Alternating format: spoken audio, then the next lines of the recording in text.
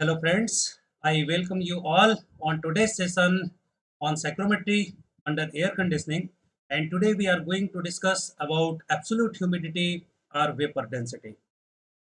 तो absolute humidity है क्या? तो अभी तक हम लोग बात कर चुके हैं। सबसे पहले इस ह्यूमिडिटी के टर्म में हमने बात की स्पेसिफिक ह्यूमिडिटी। इस स्पेसिफिक ह्यूमिडिटी को हम ओमेगा से रिप्रेजेंट करते हैं, जो कि होती थी मास of vapour present in V volume of moist air divided by volume of air present in same V volume of moist air। इसे थोड़ा सिंप्लीफाई किया हमने और स्टैंडर्ड फॉर्मेट में लिखा 0.622 PV upon PT minus PV. और नो डाउट इसकी unit थी हमारे पास KG of water vapour, KG of water vapour पर KG of dry air, per KG of dry air. दूसरी बात हम लोगों ने की आपसे, एक होती है रिलेटिव ह्यूमिडिटी। रिलेटिव ह्यूमिडिटी, इस रिलेटिव ह्यूमिडिटी को हम फाई से रिप्रेजेंट। ये फाई हमें ये कहता है कि यदि आपने वी वॉल्यूम ऑफ सैंपल लिया है मॉइस्ट एयर का, जिसका वॉल्यूम वी है, इस वी वॉल्यूम की मॉइस्ट एयर के सैंपल में मास ऑफ वाटर वेपर कितने प्रेजेंट है डिवाइडेड बाय इस सेम वी वॉल्यूम के मॉइस्ट एयर को सेचुरेट होने में कितने मास की रिक्वायरमेंट होती है। इसका मतलब मास of water vapour eight saturated. इसे हमने जब स्टैंडर्ड जो है प्रॉपर्टीज के टर्म में रिप्रेजेंट किया, तो इसे हमने पाया कि ये पीवी अपॉन पीवीएस होता है। नो डाउट कि क्योंकि ये भी प्रेशर है, ये भी प्रेशर है, तो प्रेशर की यूनिट कैंसिल आउट, ये भी एमवी है, ये भी एमवीएस है, तो कोई यूनिट नहीं होती है, इसलिए इसे हम परसेंटेज में निकालते हैं। आज हम बात करना चाहते हैं कि आपकी एब्सोल्यूट ह्यूमिडिटी क्या होती है। एब्सोल्यूट ह्यूमिडिटी, इस एब्सोल्यूट ह्यूमिडिटी को हम लोग ओमेगा ए से रिप्रेजेंट कर सकते हैं कि ये एब्सोल्यूट ह्यूमिडिटी हमें ये कहती है कि वे वॉल्यूम की मॉइस्ट एयर में कितना मास ऑफ वाटर वेपर प्रेजेंट है पर मीटर क्यूब ड्राई एयर में। यदि आप 1 मीटर क्यूब ड्राई एयर की बात करें तो उसमें कितना मास ऑफ वाटर वेपर प्रेजेंट है। देखिए इसे हम कहेंगे मास of vapour present in volume of dry air. Volume of dry air, dry air का वॉल्यूम कितना है और उसमें कितना मास ऑफ वाटर वेपर प्रेजेंट। तो मास ऑफ वाटर वेपर कितना होगा सर? ये होगा KG of water vapour, KG of water vapour per metre cube of dry air, per metre cube of. मतलब वे वॉल्यूम के सैंपल में, तो वॉल्यूम ऑफ ड्राई एयर कितना हो गया और उसमें मास ऑफ वाटर वेपर कितने present, KG of water vapour कितने प्रेजेंट है वे वॉल्यूम के मॉइस्ट एयर में डिवाइडेड बाय उसका वॉल्यूम कितना था, वॉल्यूम ऑफ ड्राई एयर कितना है। इन दोनों के रेशियो को हम एब्सोल्यूट ह्यूमिडिटी कहते हैं।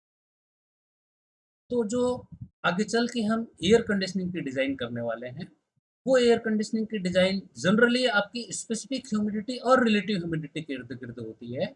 लेकिन आप यदि मुझसे स्पेसिफिक होकर पूछना चाहें कि सर एब्सोल्यूट ह्यूमिडिटी क्या होती है, तो ये होती है mass of water vapour present in metre cube of dry air, या per metre cube dry air में कितनी mass of water vapour present. यदि आप इसकी यूनिट की बात करें तो ये तो हो गया सर केजी डिवाइडेड बाय पर मीटर क्यूब। और जो केजी मीटर क्यूब होता है ये डेंसिटी होती है, ये डेंसिटी होती है। इसका मतलब जो एब्सोल्यूट ह्यूमिडिटी है, जो एब्सोल्यूट ह्यूमिडिटी है, ये एब्सोल्यूट ह्यूमिडिटी, एब्सोल्यूट ह्यूमिडिटी यही होती है density of vapour. Density of vapour को हम क्या कहेंगे? KG of water vapour, KG of water vapour पर KG per metre cube of, per metre cube of dry air, dry air. इसका मतलब ये हुआ कि डेंसिटी ऑफ वेपर को आप लिख सकते हैं mass of vapour divided by volume of dry air, volume of dry air. तो जैसे आपने स्पेसिफिक ह्यूमिडिटी के लिए एक रिलेशन दिया मुझे कि सर ये M V upon M M M A भी होता है, लेकिन इसका standard relation 0.622 into P V upon P T minus P V है। रिलेटिव ह्यूमिडिटी की बाय डेफिनेशन आपने बताया कि सर ये इन मास का रेशियो होता है, लेकिन उसका स्टैंडर्ड जो है रिलेशन ये भी होता है। उसी तरीके से यदि एब्सोल्यूट ह्यूमिडिटी की बात करें, तो एब्सोल्यूट ह्यूमिडिटी का बाय डेफिनेशन तो ये रिलेशन मिला, अब हम ये जानना चाहते हैं कि क्या इसका भी कोई स्टैंडर्ड रिलेशन हो सकता है। तो आइए हम एब्सोल्यूट ह्यूमिडिटी की बात करें या वेपर डेंसिटी की बात करें कि इसका स्टैंडर्ड रिलेशन हमें क्या मिल सकता है। तो किसी भी प्रॉपर्टी की एनालिसिस करने के लिए हम लोगों ने अपनी मॉइस्ट एयर के सैंपल को लिया। ये मॉइस्ट एयर हमारे पास, ये है मॉइस्ट एयर। और मॉइस्ट एयर आप कहेंगे तो इसके अंदर ड्राई एयर प्रेजेंट है, ड्राई एयर है और इसमें water vapour present, water vapour present. हम ये एज्यूम कर रहे हैं कि वी वॉल्यूम के सैंपल को हमने लिया है एनालिसिस के लिए, जिसका dry bulb temperature T D है, टी डी है, टी ड्राई बल्ब टेम्परेचर। तो अब मैं आपसे यदि ये पूछूं कि डेंसिटी को हम क्या लिखते हैं, तो आप ये कहेंगे कि sir density is equal to mass upon volume होता है, मास अपॉन वॉल्यूम होता है।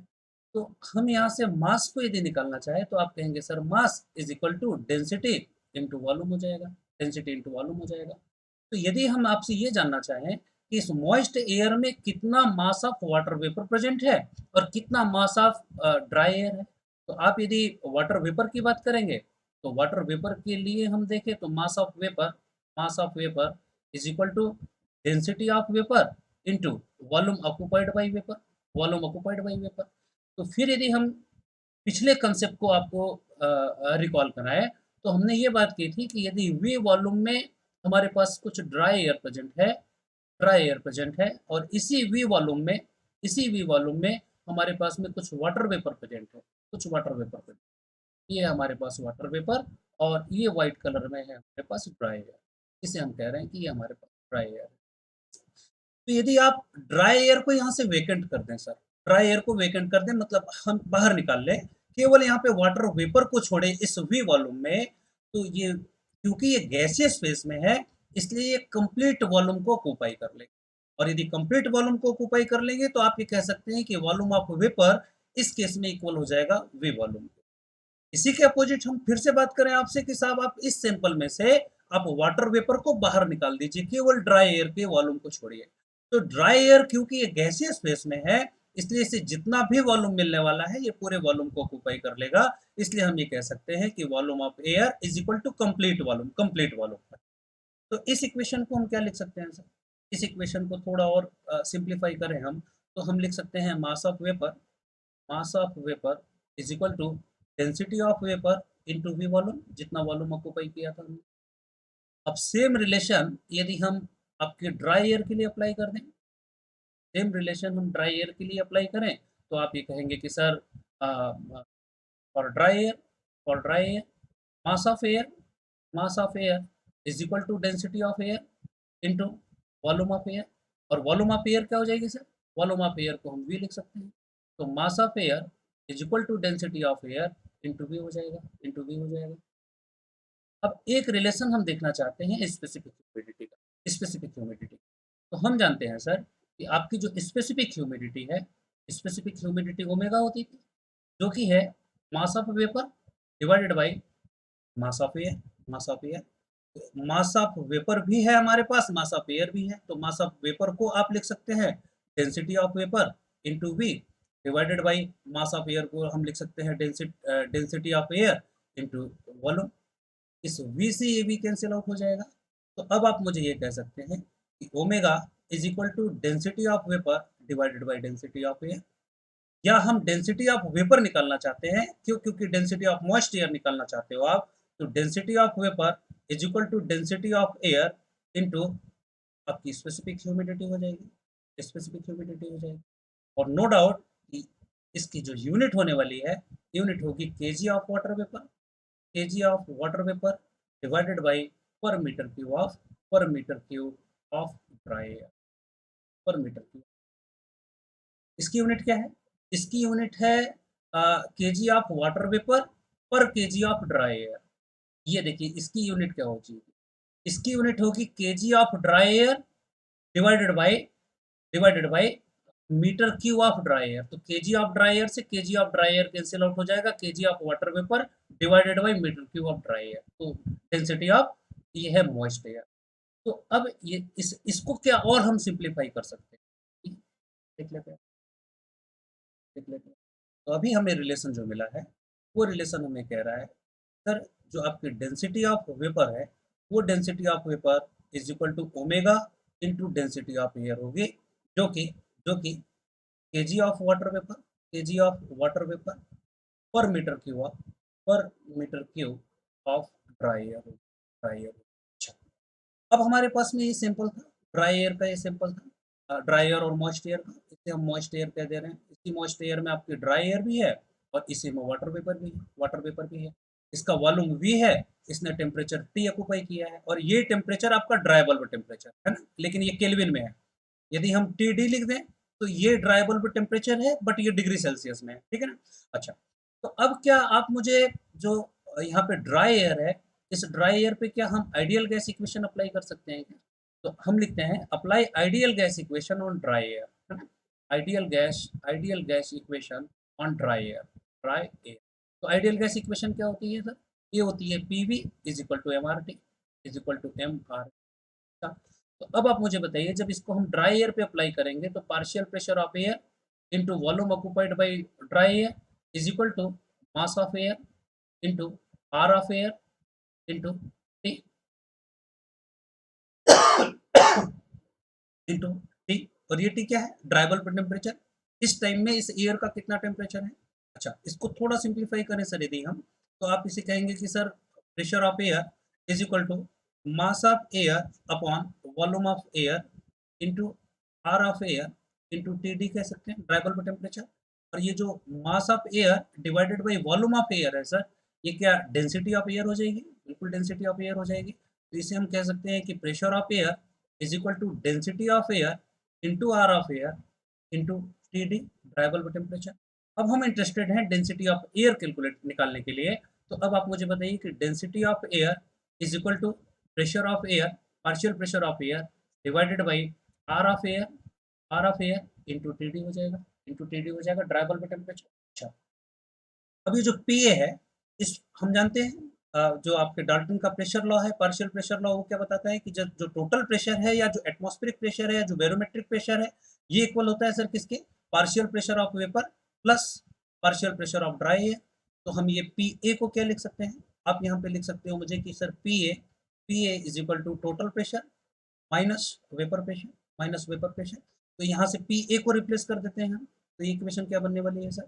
ये बनेगी density of air is equal to pressure of air को हम लिख सकते हैं sir P T, total pressure या एटमॉस्फेरिक प्रेशर या barometric pressure, minus P V divided by R A into T D, R A into T.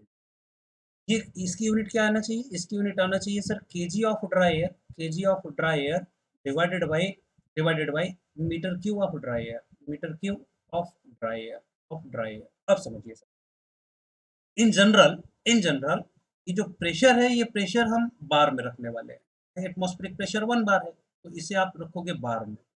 और ये जो आर है गैस कांस्टेंट, एयर के लिए गैस कांस्टेंट है 0.287, ध्यान से समझिए 0.287। लेकिन ये क्या हो, इसकी यूनिट है किलो जूल पर केजी केल्विन, पर केजी केल्विन। और नो डाउट कि ये ड्राई बल्ब टेम्परेचर आपको केल्विन में रखना है, तो केल्विन केल्विन कैंसिल आउट हो जाएगा, लेकिन ये तो किलो जूल पर केजी है और ऊपर में बार है। इसका मतलब ये यूनिट का आपको बैलेंस करना पड़ेगा। और यदि यूनिट को बैलेंस करना पड़ेगा तो हम अभी यहाँ पे लिख सकते हैं कि density of air is equal to P T minus P V divided by R of air into T D. अच्छा, अब यदि इसे हम बार में रखना चाहते हैं तो आप ये कहेंगे कि sir 1 bar is equal to 10 to power 5 newton per metre square. तो इसका मतलब ये हुआ कि इसे हम पहले तो चेंज कर दे 10 टू पावर 5 से, तो ये ऊपर की चीज आ गई आपकी न्यूटन पर मीटर स्क्वायर में। अच्छा, लेकिन ये किस में है सर? ये किस में है? तो आप तो कहेंगे कि सर ये किलो में है। यदि मैं इसे 0.287 लिखता हूँ तो आप ये कहेंगे कि सर ये तो किलो जूल में है। ये चीज यूनिट हो गई इसकी किलो जूल पर केजी केल्विन, पर केजी केल्विन, है ना। और इसे हम किस में रखेंगे सर? इसे केल्विन में रखेंगे। तो केल्विन केल्विन तो कैंसिल आउट हो गया, लेकिन ये किलो जूल है और यहाँ पे क्या लिखा है? न्यूटन लिखा है। इसका मतलब इसे तो मल्टीप्लाई करते पहले हम 10 टू पावर 3 से। जब आप 10 टू पावर 3 से मल्टीप्लाई कर देंगे तो ये जो किलो जूल है ये क्या बच जाएगा? अभी जूल पर केजी बच जाएगा। और जूल क्या होता है सर? जूल होता है न्यूटन मीटर। ये हो जाएगा न्यूटन मीटर पर केजी, न्यूटन मीटर पर केजी। तो देखिए न्यूटन से ये न्यूटन कैंसिल आउट होने वाला है, केजी ऊपर जाएगा और ये मीटर स्क्वायर और ये मीटर मीटर क्यूब हो जाएगा। इसका मतलब कुछ हमें इसमें इतना मैनिपुलेशन करना पड़ेगा। तो 10 टू पावर 3 से 10 टू पावर 5 कैंसिल होगा तो ये 10 टू पावर 2 बचेगा। इसका मतलब हम डेंसिटी ऑफ एयर को डायरेक्ट ऐसे लिख दें ताकि कोई कंफ्यूजन ना रहे। इसे हम लिखते हैं 100 into P T minus P V divided by, अब या तो इसे मैं आर ए लिख दूं, लेकिन आपको दिमाग में रखना चाहिए ये बात कि इसे अब हमें हमें 0.287 लिखना है, इसलिए इसे हम 0.287 ही लिख देते हैं। 0.287 या आप आर भी लिख सकते हो, multiplied multiplied by tribal temperature, लेकिन इसे केल्विन में रखना है। तो इसकी सारे की यूनिट आने वाली है आपकी kg of dry air, divided by per metre cube of. इसका मतलब अब हमारे पास डेंसिटी ऑफ एयर ये है, डेंसिटी ऑफ एयर आपके पास। अब आप मुझे बताइए कि हम निकालना क्या चाहते थे? हम निकालना चाहते थे density of I am sorry, हम इंटरेस्टेड थे निकालने में डेंसिटी ऑफ वाटर वेपर। क्यों? क्योंकि ये एब्सोल्यूट ह्यूमिडिटी होती है। तो ये होती है omega time density of dry air, omega time density of dry air. तो हम लिख सकते हैं यहाँ पे हम लिख सकते हैं डेंसिटी ऑफ, या आप लिख सकते हो एब्सोल्यूट ह्यूमिडिटी और डेंसिटी ऑफ मॉइस्ट एयर, या density of vapour is equal to, देखिए ओमेगा टाइम इतना है तो यहाँ पे लिखेंगे आप omega into 100 into P T minus P divided by 0.287 into 287 into tribal by temperature, जो कि किसमें है सर? जो कि आपका केल्विन में। तो अभी इसकी यूनिट क्या बनने वाली है? इसकी यूनिट क्या बनेगी बताइए? स्पेसिफिक ह्यूमिडिटी की इसकी यूनिट क्या हो जाएगी? इसकी यूनिट है आपकी केजी ऑफ वाटर वेपर, पर केजी ऑफ ड्राई है, अच्छा मल्टीप्लाइड बाय ये क्या है? Density of air. तो डेंसिटी ऑफ एयर क्या थी? ये डेंसिटी ऑफ एयर थी kg of dry air divided by density metre cube of dry air. तो देखिए metre cube of dry air, sorry kg of dry air से KG of dry air cancel out हुआ, तो KG of water vapour per metre cube of dry air.